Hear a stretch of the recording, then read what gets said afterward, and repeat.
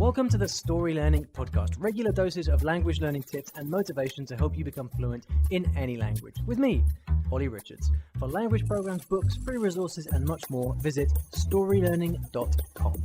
Good morning, everybody. Welcome back to the I Will Teach You a Language podcast. Thanks for joining me. We had a great meetup recently here in London. Languages of London. Must have been the 9th or 10th meetup I think we've done. Probably when you're listening to this, it will be a week or so after the event, but it was very cool to see so many people there. It was great to see Steve, Ben, Alex, Joshua, a number of other people. I'm really pleased that I started Languages of London because it's just so great to meet all these people who are just language fans and have some great conversations. So, if you are in London anytime, then please do come down and join us at one of these meetups. They're great fun. We've been having ongoing venue problems. We keep getting chucked out of the venues that we're in. Well, not chucked out, but like the venue double books. And then we can't go there anymore, so we're sort of left going somewhere else. So next year, one of my priorities is going to be finding a place that we can stay for longer than a few months. But anyway, that was really great. And please do come down next time you're in London. And if you live in London, like today's questioner does, then really you have no excuse. Unless you are 14 and not allowed out of the house after 7 p.m. or something like that, in which case I understand you might not be able to come. Anyway, without any further ado, here is Rafi. Hello, my name is Rafi, and I currently live here in the UK. I've been here for almost 2 years now. I speak 3 languages, Bisaya, Filipino, and English. My Bisaya and Filipino are both native level. Apparently, my English is just fluent, not native level, because some of my British friends would say that I sound American and some of my American friends would say that I sound British. Is it something that I should be worried about, that I have an accent that people can't place? Thanks. Hey Rafi, thank you very much for your question. Nice question, nice and succinct too, and I'm looking forward to answering this. Just before we do though, for those of you who don't know, Bisaya is a language from the Philippines, and it's related to Tagalog, which is the most commonly known language from the Philippines, and there's another one as well called Bicol, and these are all part of the Central Philippine languages. And yes, I did use Wikipedia to look that up, but I thought it would be useful both for myself and for you guys, so there you go.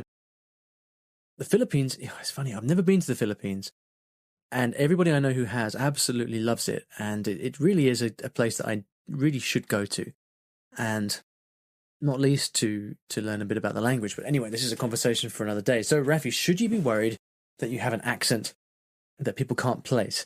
Well, this is a very personal question, and all I think I can really do is give you my own observations on this, because accent and pronunciation are very, very subjective, personal topics for which there is no right answer. But I've certainly got an opinion, and I'll give you my thoughts on this today.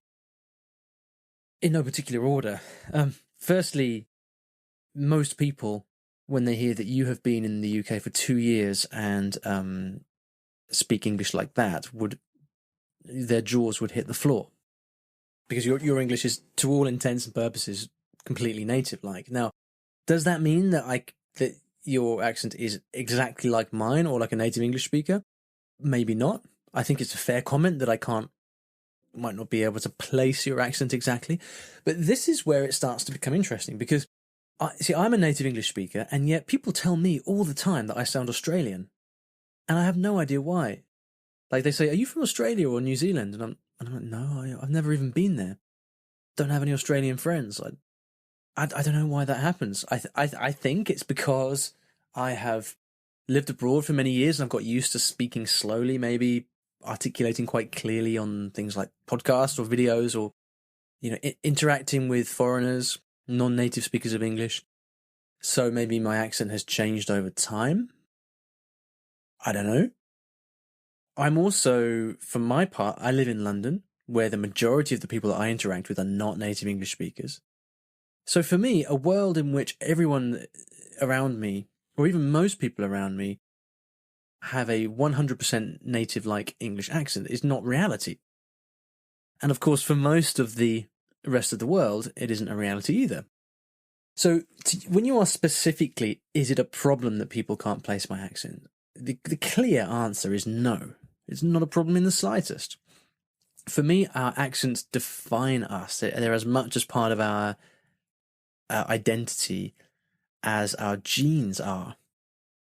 And, you know, I wrote this article on Luca Lampariello's blog, The Polyglot Dream, a few years ago now, called How to Develop an Awesome Accent. And Luca and I, we worked on that article together, actually, and we added quite a few bits. And I remember one of the things that he added to the article that I'd written was the comment that if you have a slight accent when you speak a language, most people find that very endearing.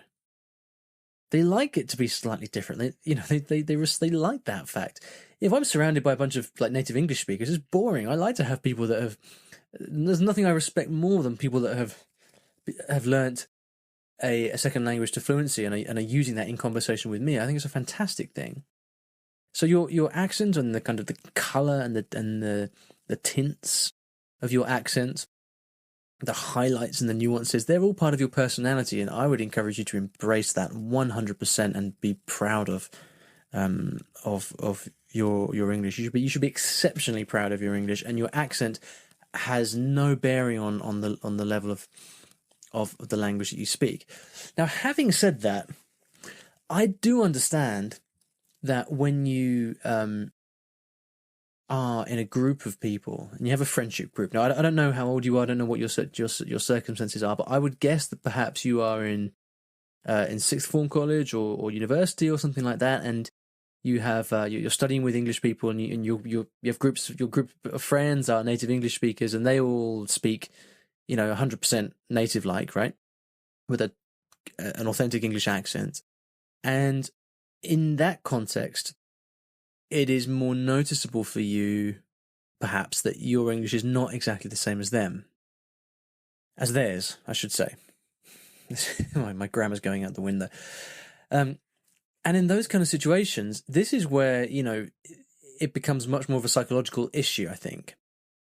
Because does it matter? No, of course it doesn't. Unless, of course, other people think it matters. Now, do your friends think it matters that you don't speak English exactly like them? I am completely sure they don't. I think it's something that you're aware of and that you're thinking about and you're running around in your mind simply because you find yourself in this immersion situation and you're thinking about your own place in there. You're kind of aware of your background. You're aware of where you are now and your surroundings now. You're aware that those two things are not the same, and you're basically trying to figure out, what does it mean? What are the implications of this? And I guess really all I can do is offer you my perspective of having been around the world a little bit and met a lot of people and learned a lot of languages and met other people who have done the same. And to say that I'd encourage you to just to be aware that there is a big wide world out there beyond your immediate circumstances and your surroundings and even your friendship group. As much as you love your friends, there's so much more out there. And out in the real world, people do not care about your accent. They care about you. They care about you and your personality and what you can contribute to the world. And as far as I'm concerned, every little piece of color in your accent is an endearing quality that you should be proud of and kind of shout from the rooftops. I really believe that. And I would hate for you to think that, to feel in any way inferior or in any way compromised because you don't speak exactly like everybody else. You, with all your experience and your life before you moved to the UK, think of it like this: you have so much to teach the people around you. If this is a group of English people around you, they most likely have never been to the Philippines. They probably haven't traveled that much. They almost certainly don't speak any other languages.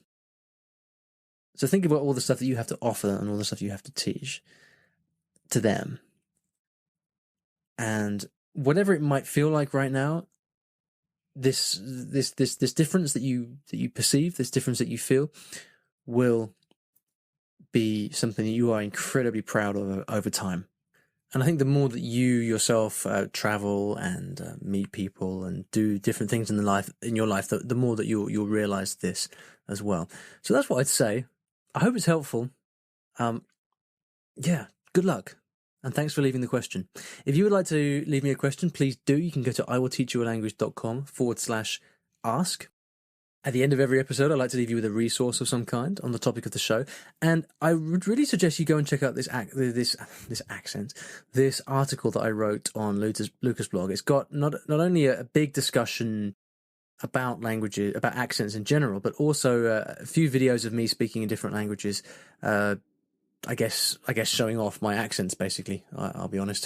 that was the whole point of that post, really, was to talk about accents. And so I recorded myself speaking in a few different accents. I think there's some Portuguese and some Japanese there. Anyway, I'll put a link to that in the show notes, which you can find at iwillteachyoualanguage.com/episode 231. Thanks for listening. See you next time. Thanks for listening to today's episode, and in case you didn't already know, I teach languages in a rather unusual way through stories. Now, stories are a great way to learn a new language because when you're engrossed in a story, you remember things more easily, and the mechanics of the language just start clicking inside your brain. It's quite something, and if you'd like to find out how you can learn a new language or improve your skills in a language that you already know and do it with the power of stories, then you should check out my free Story Learning Kit, which will teach you exactly how this method works and how you can use it yourself to learn a new language. Visit storylearning.com/podkit, that's PODKIT, to get free access. Inside, you'll find explanatory videos, masterclasses, worksheets, short stories to practice with, and much, much more. Once again, that is storylearning.com/podkit, PODKIT. And if you're lucky, you might also find a link in the podcast description or show notes of this episode.